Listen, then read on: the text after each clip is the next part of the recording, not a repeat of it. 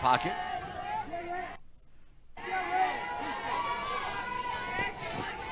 So now she's ready to go. A full count to leadoff hitter Ashton Maloney. We are just underway. Leadoff hitter in the ball game. She tries to go the opposite way and could not quite get the bat around fast enough, so we'll do it again. Well, we told you Maloney sets the table for this Texas offense. How about those numbers? When batting leadoff in her career in Austin, 51 games, her team is 46-5. It's impressive. It's what you want if you're a head coach. She found her way to the top of the order and never left. How about that? Raylan Chafin comes back. And then the hitters on both these teams. This is going to be great matchups, just each at-bat. Every single pitch we see, every single at-bat, it's going to be just a challenge of who can beat who. And Raylan Chafin gets the first victory of the day with the strikeout. No one on and one gone as Caden Henry steps up for the first time this afternoon here in Game 1 of this day-night doubleheader. Chafin misses, a little low and outside. Henry is a get-on-base machine, a 5.06 average. Yes, you heard me right, a 5.06 average with an on-base percentage of .563. Also a slap hitter, although she does have a couple of home runs on the year. Hits one right at Edwards, and a diving grab and a web gem for out number 2. Henry was trying to power slap and lines out to the Bulldogs shortstop. No one on, 2 gone. Mia Scott, third baseman, and third consecutive left-handed hitter here in the top of the order for Texas. Steps up for the first time today. A senior. And there you see her impressive numbers on the year. She's batting .460 coming into the weekend.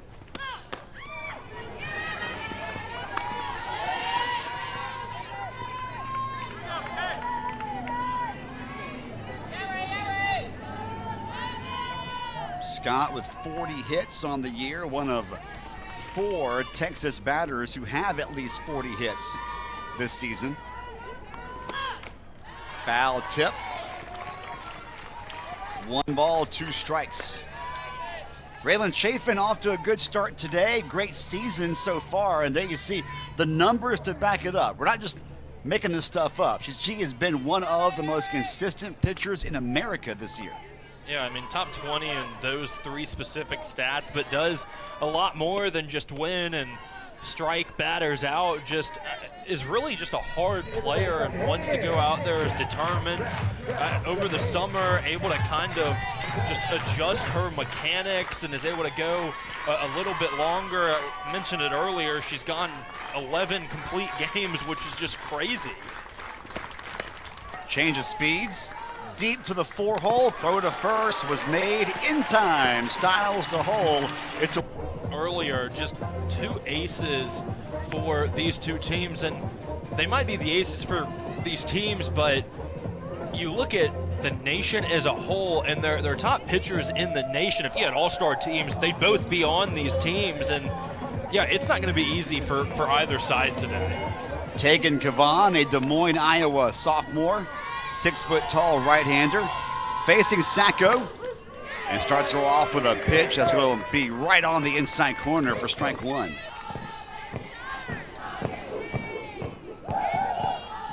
Kavan's ERA 1.58. Check a swing on a ball that's high. She did not go around on the appeal, and the count evens up 1-1.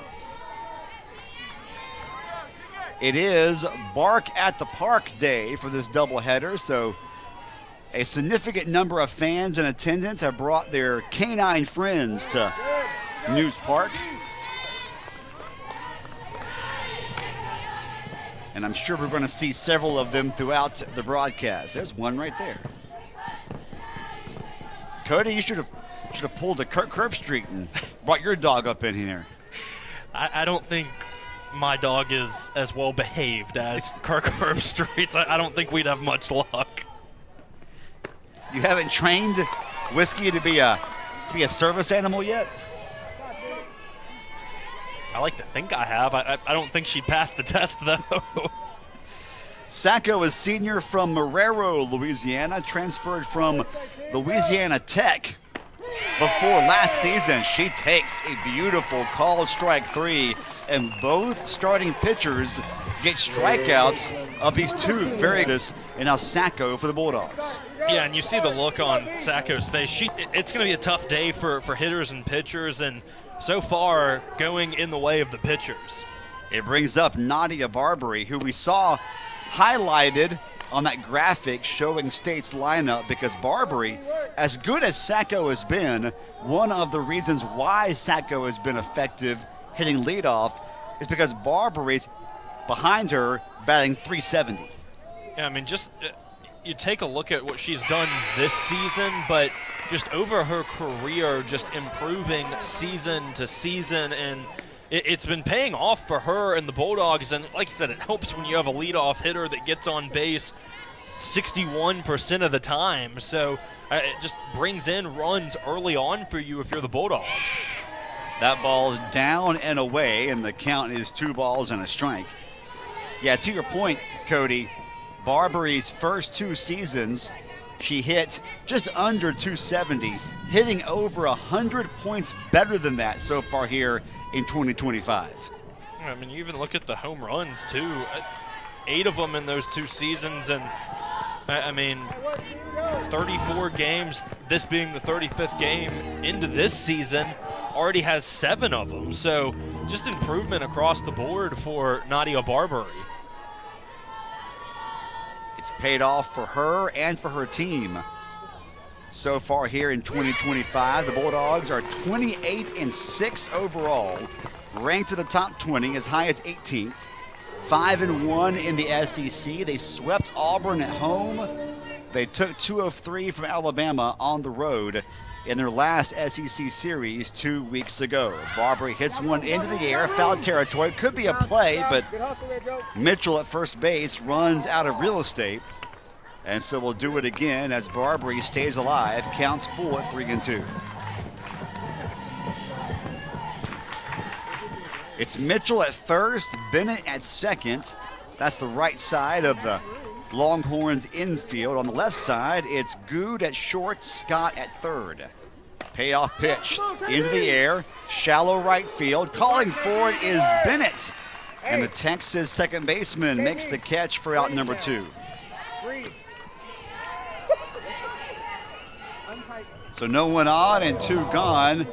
Let's take a deeper look at this Texas pitching staff.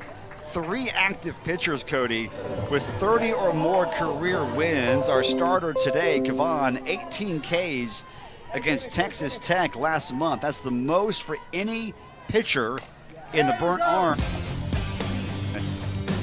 2006. That's a quick out right there as Blaine pops out to Good at short. No score through first here in Starkville. Nadia Barbary just able to locate, field it, and make the play at first. That's not. It looks simple, but that ball is moving quickly and is hit hard. So just a good job from her. They call it the hot corner for a reason. Barbary at third, Edwards at short. They've both made some good plays here early defensively for the Bulldogs. Stiles is over at second. Hull is your starting first baseman as Mitchell, the 5-hole hitter, steps up for the first time today for Texas and takes that ball up and in, and the count's even at a ball and a strike. Texas as a team offensively, when I say they're good, that's an understatement. I mean, they are one of, if not the best, 1 through 9 lineup in America. A lot of the reason why they are ranked number 1 currently in the nation. I mean, are you saying there's a correlation? I think there is.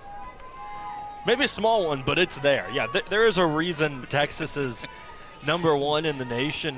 Like you said, the lineup, and then you look at everyone that's in the circle for them. Just really the roster from top to bottom. Coming into the weekend, 5 hitters batting .400 or better. and also 5 hitters with an on-base percentage of 500 or better. 2-2 to Mitchell, swing and a miss. Chafin gets her second strike. And this is one of the things about Raylan Chafin. Once she gets on a roll too, it's hard to stop her. If you can kind of just get through the first couple of innings and maybe get a couple of hits if you're Texas, it makes it a little easier on yourself. But we're 5 outs in, and Raylan Chafin is just dealing right now against the best lineup, stats-wise, that she's faced this year and might face all year, as Katie Stewart steps up and takes that one for a strike, and the count is quickly 0-2. Frankfort, Illinois sophomore, right-handed hitter Katie Stewart, batting .378 with double-digit home runs on the season. That is a beautiful breaking ball that's in there for called strike 3, and the first 6 faced by Chapin have been retired in order. We go to the home half of the second in Starkville. No score yet between top-ranked Texas and 18th-ranked Mississippi State. There you see on your screen the head coach of the Longhorns, Mike White. Perhaps one of the most impressive stats I've seen regarding any coach in America that doesn't have a national title is that top line right there. Dating back to his days as the head man at Oregon, has made at least the Super Regionals every single season as a head coach. Yeah, just really impressive.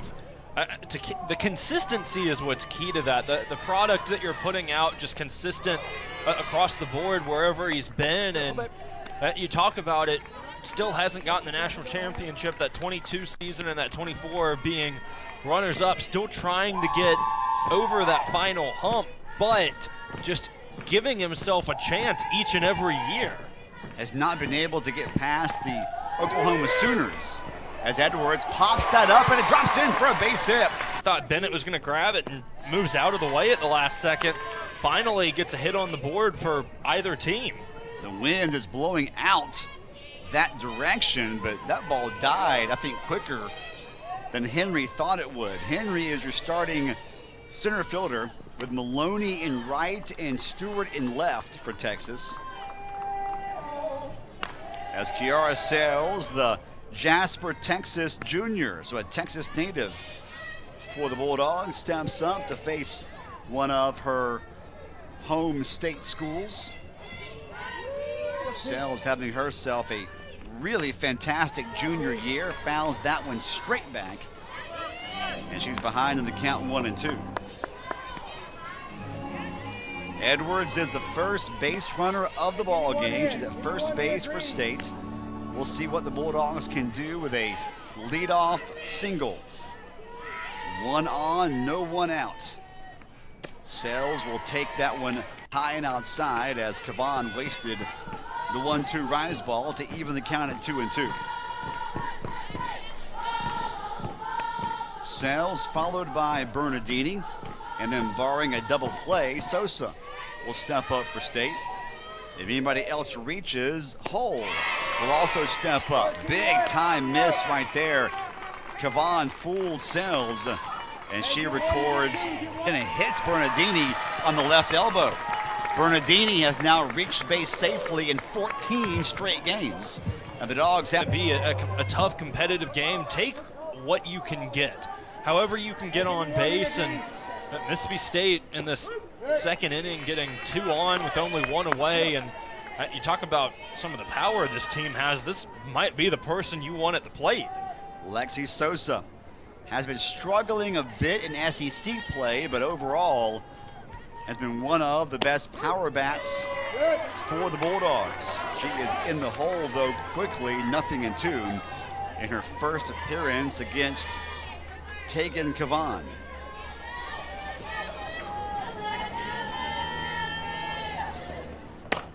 High fly ball, fairly deep, should be caught though. In front of the track is Maloney, tagging and advancing over to third base is Edwards. So Sosa gave it a ride. Got a little too far underneath that one though, Cody, and she is retired for out number 2. Anytime that ball is popped up for Lexi Sosa to right field. You might want to be a little nervous, though. Their game plan for if the Bulldogs try to steal seconds, maybe try a double steal if the Longhorns aren't paying attention. A lot of things the Bulldogs like to do as far as base running in these situations. So Texas calls time to discuss all of that as the veteran first baseman Hull steps up for the first time and takes that one upstairs. The count even, 1 ball, 1 strike. Yeah, I think this is one of those situations where if you're Texas, just be disciplined. Even if Bernardini tries to steal a second, just don't try and force an out. It might allow Edwards to score from third to home, and just be smart. Good job to block that one up by Atwood. Perhaps saving a run. That ball was in the dirt. And Atwood blocked it up, kept it in front of her. Edwards was ready to take off there at third base. The count's 2 balls and a strike on Hull. Runners at the corners. High velocity rise ball right there, up and in. A big time swing and a miss. And the count evens up at 2. It's a good pitch. Just kind of puts it inside, makes it tough for Riley Hull to make contact, and puts the count at 2-2. Fouls that one off, does Hull, to stay alive. It's a good defensive swing. Hull, the senior out of Kentucky, was a member of that super regional team for the Bulldogs 3 years ago as a freshman. Runner takes off. They're going to throw down. State's going to come home, and now they're caught in a rundown between first and second. Bernardini keeping the play alive, though, to score the run. So Texas does not defend that, I think, the way they had planned, and the Bulldogs take advantage of it. 1-0 as we head to the third.